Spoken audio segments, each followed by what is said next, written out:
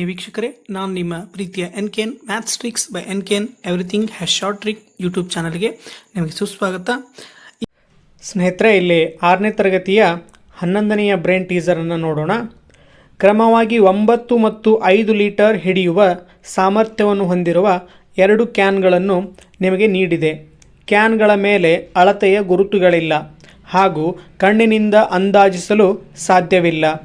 ನಲ್ಲಿಯಿಂದ 3 litre ನೀರನ್ನು ನೀವು ಹೇಗೆ ಸಂಗ್ರಹಿಸುವಿರಿ? ಕ್ಯಾನ್ನಿಂದ ನೀರನ್ನು ಹೊರಚೆಲ್ಲಲು ಅವಕಾಶವಿದೆ. ಕ್ಯಾನ್ಗಳಿಗೆ ಕ್ರಮವಾಗಿ 8 ಲೀಟರ್ ಮತ್ತು 6 ಲೀಟರ್ ಹಿಡಿಯುವ ಸಾಮರ್ಥ್ಯವಿದ್ದರೆ 5 ಲೀಟರ್ ನೀರನ್ನು ನೀವು ಸಂಗ್ರಹಿಸಬಲ್ಲಿರಾ ಅಂಥೇಳಿ ಇಲ್ಲಿ ಪ್ರಶ್ನೆ ಇದೆ ಸ್ನೇಹಿತರೆ. ಇಲ್ಲಿ ನಾವು ಮೊದಲಿಗೆ ನೋಡೋದಾದರೆ ಇಲ್ಲಿ 9 ಮತ್ತು 5 ಲೀಟರ್ ಹಿಡಿಯುವಂಥ ಕ್ಯಾನ್ಗಳು 2 ಕ್ಯಾನ್ಗಳು ನಮಗೆ ನೀಡಿದ್ದಾವೆ.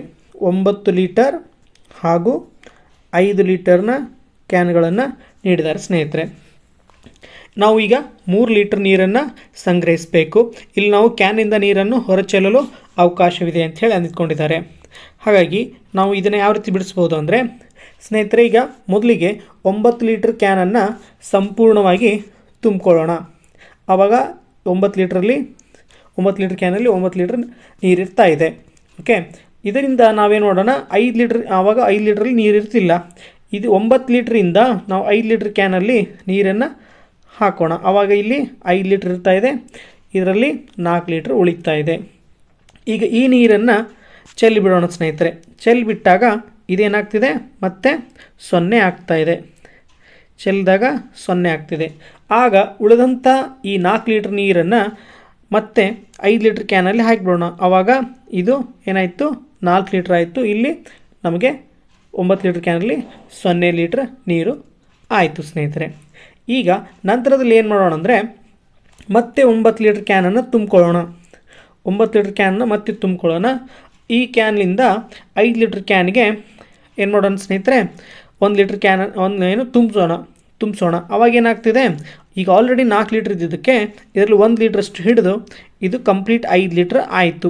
ಆವಾಗ ಇದು 9 ಲೀಟ್ರ್ ಇದ್ದಿದ್ದು ಏನಾಗ್ತಾಯಿದೆ ಸ್ನೇಹಿತರೆ, 8 ಲೀಟರ್ ಇಲ್ಲೇ ಆಗ್ತಾಯಿದೆ. ಈ 5 ಲೀಟ್ರ್ ಕ್ಯಾನನ್ನು ಮತ್ತೆ ನಾವು ಏನು ಮಾಡಿಬಿಡೋಣ, ಖಾಲಿ ಮಾಡೋಣ ಸ್ನೇಹಿತರೆ. ಮತ್ತೆ ಇದನ್ನು ಖಾಲಿ ಮಾಡಿಬಿಟ್ರೆ ಆವಾಗ ಇದು ಎಂಟಿ ಆಗ್ತಿದೆ. ಈಗ 9 ಲೀಟ್ರ್ ಕ್ಯಾನಲ್ಲಿ 8 ಲೀಟ್ರ್ನಷ್ಟು ನೀರಿದೆ. ಆ 8 ಲೀಟ್ರ್ ನೀರು ಕ್ಯಾನಿಂದ ಏನು ಮಾಡೋಣ, 5 ಲೀಟ್ರ್ ಕ್ಯಾನ್ ಒಳಗೆ 5 ಲೀಟ್ರ್ ಹಾಕಿಬಿಡೋಣ ಸ್ನೇಹಿತರೆ. ಆವಾಗ ಇಲ್ಲೇ ಏನು ಮಾಡ್ಬೋದು, 9 ಲೀಟ್ರ್ ಕ್ಯಾನಲ್ಲಿ 3 ಲೀಟ್ರ್ನಷ್ಟು ನೀರು ಉಳಿದಿದೆ ಅಂಥೇಳಿ ನಿಮಗೆ ಗೊತ್ತಾಗ್ತಾ ಇದೆ. ಇದನ್ನು ಇನ್ನೊಮ್ಮೆ ವಿವರಿಸೋದಾದರೆ 9 ಲೀಟ್ರ್ ಕ್ಯಾನಿಂದ ನೀರನ್ನು ನಾವೇನು ಮಾಡೋದು, ಮೊದಲಿಗೆ 5 ಲೀಟ್ರ್ ಕ್ಯಾನಲ್ಲಿ ಹಾಕೋದು. ಆ ನಂತರ ಅದನ್ನು ಚೆಲ್ಲಿಬಿಟ್ಟಾಗ ಮತ್ತೆ ಅದು ಖಾಲಿ ಆಗ್ತದೆ. ಉಳಿದ ನೀರನ್ನು ಇದರಲ್ಲಿ ಹಾಕಿದರೆ ಇಲ್ಲಿ 4 ಲೀಟ್ರ್ ನೀರು 5 ಲೀಟ್ರ್ ಕ್ಯಾನಲ್ಲಿ ಉಳಿತಾ ಇದೆ. ಈಗ ಖಾಲಿಯಾಗಿರುವಂಥ ಮತ್ತೆ 9 ಲೀಟ್ರ್ ಕ್ಯಾನಲ್ಲಿ ನೀರನ್ನು ತೆಗೆದುಕೊಂಡು ಈ ಕ್ಯಾನಲ್ಲಿ ತುಂಬಿಸಿದರೆ ಇಲ್ಲಿ 1 ಲೀಟ್ರ್ನಷ್ಟು ನೀರು ಹಿಡಿತಾ ಇದೆ. ಆವಾಗ ಅದು 5 ಲೀಟ್ರ್ ಕಂಪ್ಲೀಟ್ ಆಗ್ತಾ ಇದೆ. ಇಲ್ಲಿ 1 ಲೀಟ್ರ್ನಷ್ಟು ನೀರು ಹಾಕಿದಾಗ 9 ಲೀಟ್ರ್ ಕ್ಯಾನಲ್ಲಿ 8 ಲೀಟ್ರ್ನಷ್ಟು ನೀರು ಉಳಿತಾ ಇದೆ. ಈ 5 ಲೀಟ್ರನ್ನು ಮತ್ತೆ ಹೊರ ಚೆಲ್ಲಿಬಿಟ್ರೆ ಅದು ಖಾಲಿ ಆಗ್ತಾ ಇದೆ. ಖಾಲಿಯಾದ 5 ಲೀಟ್ರ್ ಕ್ಯಾನಲ್ಲಿ ಮತ್ತೆ ನಾವು ನೀರನ್ನು ತುಂಬಿಸಿದರೆ ಇಲ್ಲಿ 5 ಲೀಟ್ರು ಏನಾಗ್ತಿದೆ, ನೀರು ತುಂಬ್ತಾ ಇದೆ. ಆವಾಗ 9 ಲೀಟ್ರ್ ಕ್ಯಾನಲ್ಲಿ 3 ಲೀಟ್ರ್ನಷ್ಟು ನೀರು ಉಳಿತಾ ಇದೆ. ಹೀಗೆ ನಾವು ಏನು ಮಾಡ್ಬೋದು, 3 ಲೀಟ್ರನ್ನು 9 ಮತ್ತು 5 ಲೀಟ್ರ್ ಕ್ಯಾನ್ಗಳನ್ನು ಬಳಸಿಕೊಂಡು ಭಾಳ ಸುಲಭವಾಗಿ ಕೊಡ್ಬೋದಾಗಿತ್ತು.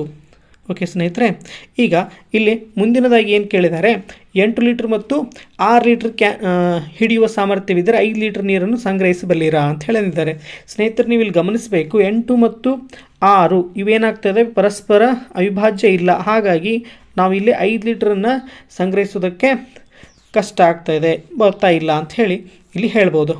ಹಾಗೇನಾದರೂ ನಿಮಗೆ ಉತ್ತರ ಗೊತ್ತಿದ್ದರೆ ದಯವಿಟ್ಟು ನನಗೆ ಕಮೆಂಟ್ ಮಾಡಿ ಸ್ನೇಹಿತರೆ. ಓಕೆ ಸ್ನೇಹಿತರೆ, ಇಂದಿನ ವಿಡಿಯೋ ನಿಮಗೆ ಇಷ್ಟ ಆಗಿದರೆ ಪ್ಲೀಸ್ ಲೈಕ್ ಮಾಡಿ, ಶೇರ್ ಮಾಡಿ. ಧನ್ಯವಾದಗಳು.